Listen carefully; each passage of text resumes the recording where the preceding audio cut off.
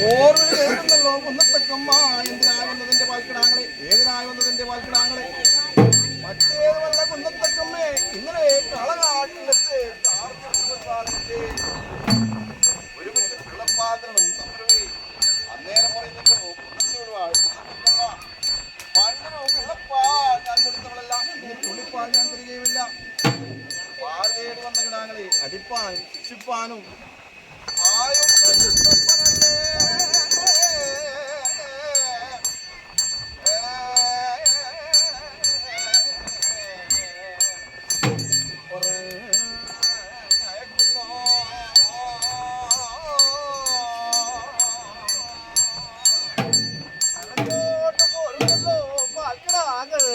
പാൽവെളിയിലെത്തിയപ്പോൾ പാൽ കുടിയും ദൂരപ്പോലും തച്ചുപൊറുക്കി ചെയ്തു.